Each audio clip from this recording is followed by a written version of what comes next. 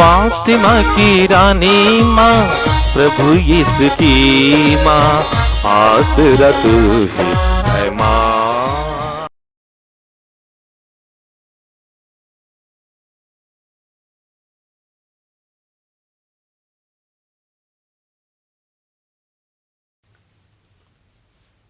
पहला पाठ उत्पत्ति ग्रंथ अध्याय 3 पद संख्याएं 9 से 15 और 20। जब आदम ने वृक्ष का फल खाया था तो प्रभु ने उससे पुकार कर कहा, तुम कहाँ हो?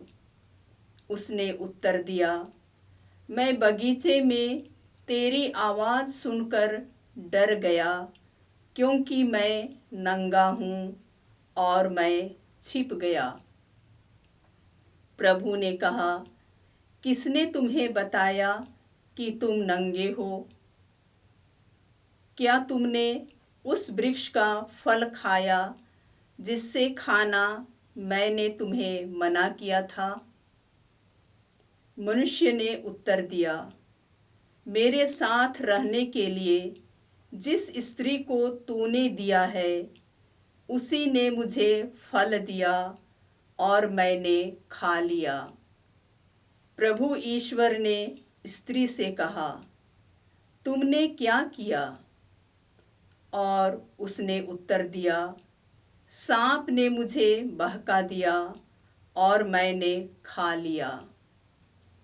तब ईश्वर ने सांप से कहा, चूंकि तूने यह किया है तो सब घरेलू और जंगली जानवरों में शापित होगा। तू पेट के बल चलेगा और जीवन भर मिट्टी खाएगा। मैं तेरे और स्त्री के बीच तेरे वंश और उसके वंश में शत्रुता उत्पन्न करूँगा। वह तेरा सिर कुचल देगा और तू उसकी एड़ी काटेगा। मनुष्य ने अपनी पत्नी का नाम हव्वा रखा, क्योंकि वह सभी मानव प्राणियों की माता है। प्रभु की वाणी। ईश्वर को धन्यवाद। भजन अनुवाक्य। प्रभु के आदर में नया गीत गाओ, क्योंकि उसने अपूर्व कार्य किए हैं। प्रभु के आदर में नया गीत गाओ, क्योंकि उसने अपूर्व कार्य किए हैं। प्रभु के आदर में नया गीत गाओ, क्योंकि उसने अपूर्व कार्य किए हैं। उसके दाहिने हाथ, उसकी पवित्र भुजा ने हमारा उद्धार किया है। अनुवाक्य। प्रभु के आदर में नया गीत गाओ, क्योंकि उसने अपूर्व कार्य किए हैं। प्रभु के आदर में नया गीत गाओ, क्योंकि उसने अपूर्व कार्य किए हैं। प्रभु ने अपना मुक्ति विधान प्रकट किया है और सभी राष्ट्रों को अपना न्याय दिखाया है।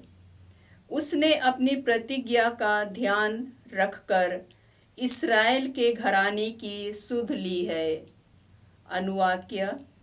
प्रभु के आदर में नया गीत गाओ, क्योंकि उसने अपूर्व कार्य किए हैं।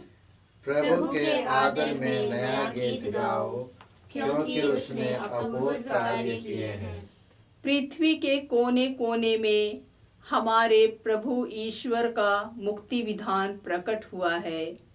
समस्त पृथ्वी आनंद मनाए और ईश्वर की स्तुति करे। अनुवाक्य। प्रभु के आदर में नया गीत गाओ, क्योंकि उसने अपूर्व कार्य किए हैं। प्रभु के आदर में नया गीत गाओ, क्योंकि उसने अपूर्व कार्य किए हैं। दूसरा पाठ इफिसियों के नाम संत पौलुस का पत्र अध्याय 1 पद संख्याएं 3 से 6, 11 से 12 तक। धन्य है हमारे प्रभु यीशु मसीह का ईश्वर और पिता। उसने मसीह द्वारा हम लोगों को स्वर्ग के हर प्रकार के आध्यात्मिक वरदान प्रदान किए हैं।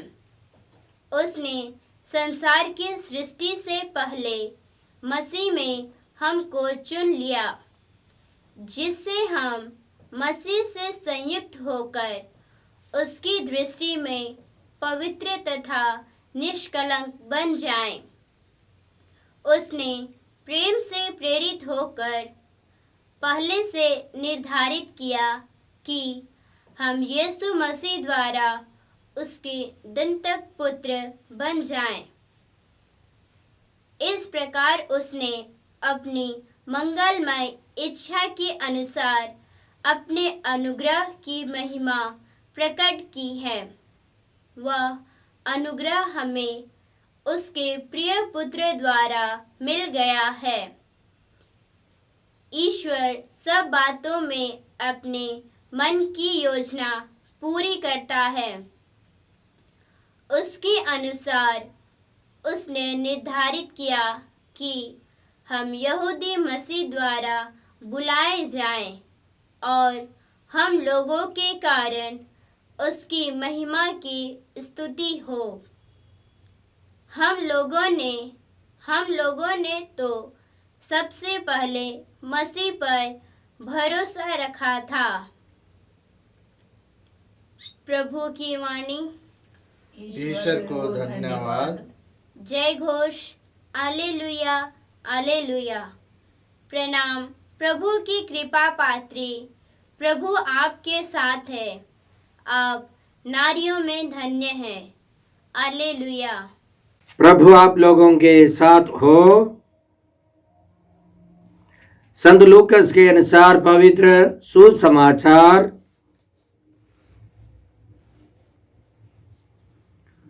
अध्याय 1 पद संख्या 26 से 38 तक। छठे महीने स्वर्गदूत गाब्रिएल ईश्वर की ओर से गलीलिया के नाजरत नामक नगर में एक कुंवारी के पास भेजा गया, जिसकी मंगनी दाऊद के घराने के यूसुफ नामक पुरुष से हुई थी, और उस कुंवारी का नाम था मरियम। स्वर्गदूत ने उसके यहाँ अंदर आकर उससे कहा, प्रणाम प्रभु की कृपा पात्री, प्रभु आपके साथ है। वह इन शब्दों से घबरा गई और मन में सोचती रही कि इस प्रणाम का अभिप्राय क्या है।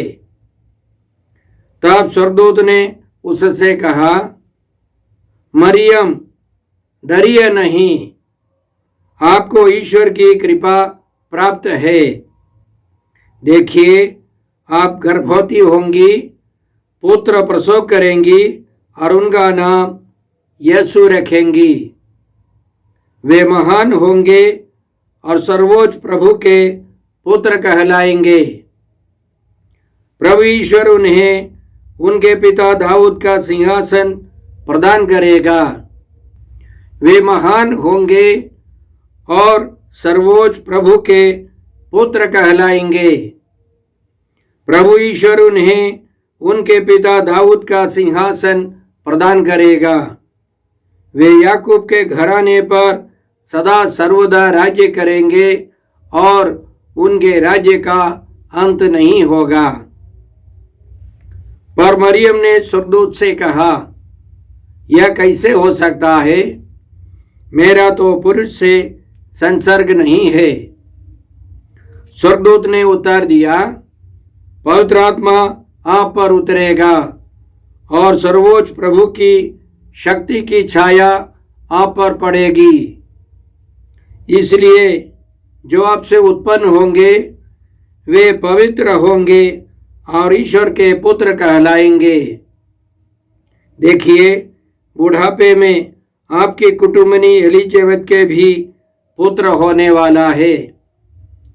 अब उसका जो बांझ कहलाती थी 6ठा महीना हो रहा है, क्योंकि ईश्वर के लिए कुछ भी असंभव नहीं है। मरियम ने कहा, देखिए, मैं प्रभु की दासी हूँ, आपका कथन मुझ में पूरा हो जाए। और स्वर्गदूत उसके पास से चला गया। प्रभु का सुसमाचार।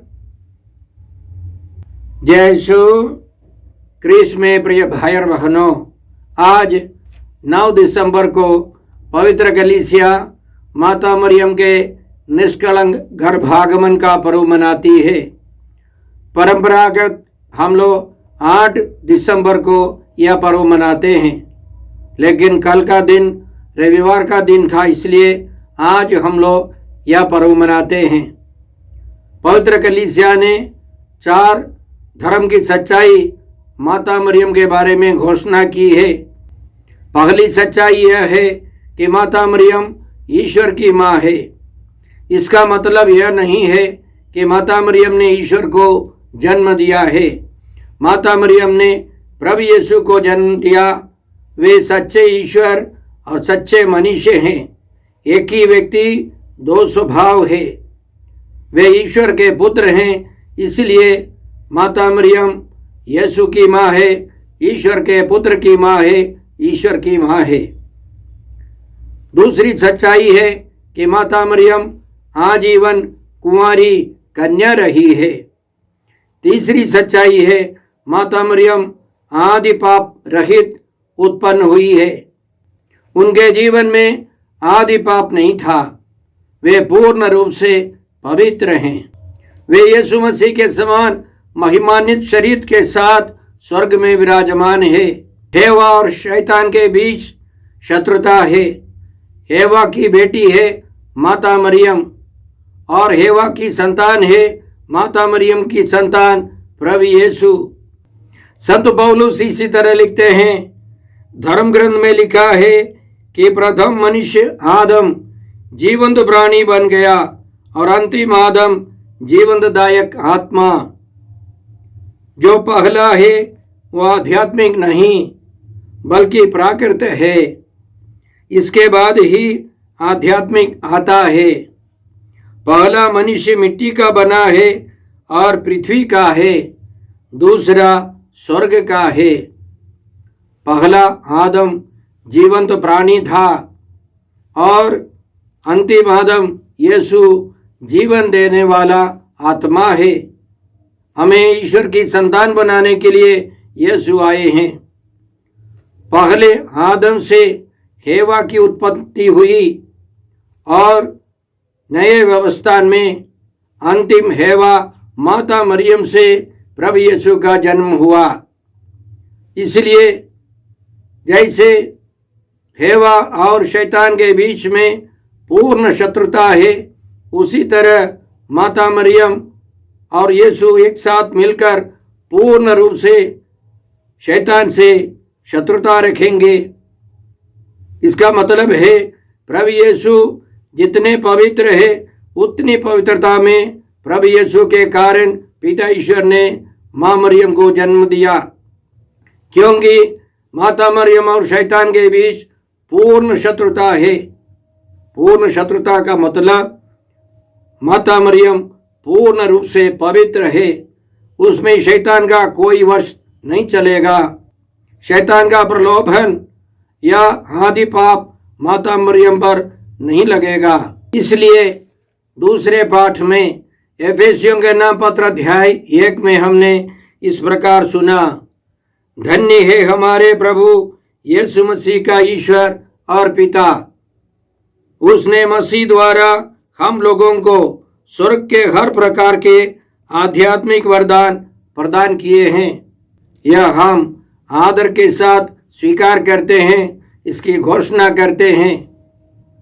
आगे संत पौलुस यह रहस्य हम पर प्रकट करते हैं, ईश्वर ने संसार की सृष्टि से पहले मसीह में हमको चुना, जिससे हम मसीह से संयुक्त होकर उसकी दृष्टि में पवित्र तथा निष्कलंक बने। उसने प्रेम से प्रेरित होकर आदि में ही निर्धारित किया कि हम यीशु मसीह के द्वारा उसके दत्तक पुत्र बनेंगे। ईश्वर ने यह मुक्ति योजना अनादिकाल से बनाई थी। आज के सुसमाचार में हमने सुना स्वर्गदूत गाब्रियल ने माता मरियम का अभिवादन कर इस प्रकार सुनाया, प्रणाम प्रभु की कृपा पात्री, प्रभु आपके साथ है। बाइबल पंडितों के अनुसार इसका अनुवाद इसी प्रकार हो सकता है, प्रणाम कृपा में जन्म लेने वाली, कृपा में सृष्टि की गई महिला, प्रणाम। माता मरियम कृपा से बनी है, कृपा में बनी है, वह पूर्ण रूप से कृपा में जन्म लेने वाली है, पूर्ण पवित्रता में जन्म लेने वाली है। इसलिए स्वर्गदूत गाब्रियल माता मरियम का प्रणाम करता है।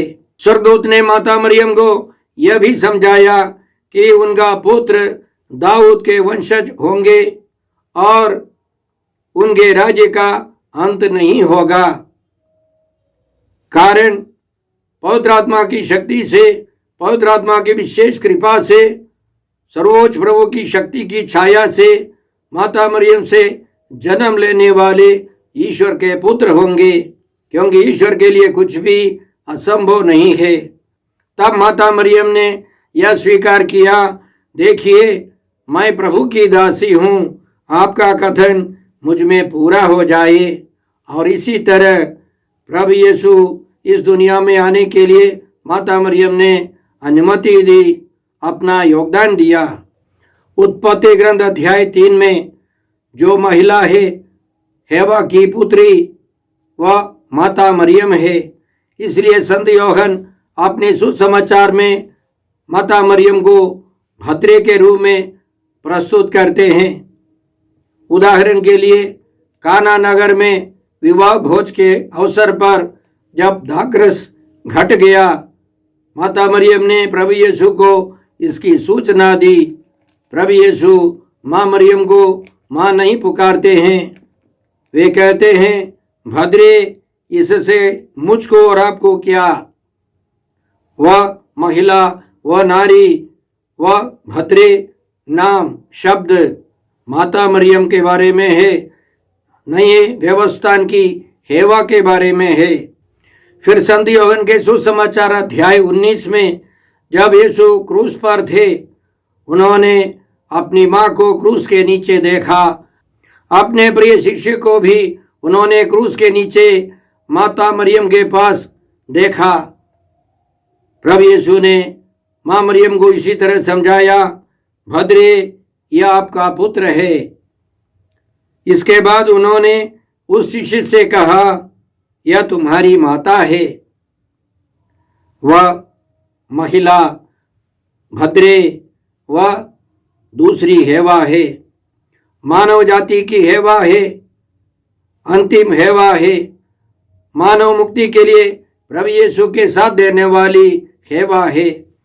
इसलिए जब हम लोग माता मरियम के निष्कलंक गर्भागमन का पर्व मनाते हैं, तब प्रभु यीशु हमसे भी कहते हैं, यह तेरी माँ है। भद्रे, यह तेरा पुत्र है, यह तेरी पुत्री है। हम माता मरियम की पवित्रता में शामिल हो जाते हैं। हम जानते हैं कि हम आदि पाप के साथ जन्म लेकर आए हैं, लेकिन बपतिस्मा के द्वारा, पाप स्वीकार संस्कार के द्वारा हम भी पवित्र हो सकते हैं। माता मरियम हमारे लिए एक नमूना है, एक लक्ष्य है। वे पूर्ण रूप से पवित्र हैं, हम भी उनके समान पवित्र बनना है, क्योंकि माता मरियम और उनके पुत्र यीशु मसीह पूर्ण रूप से पवित्र हैं।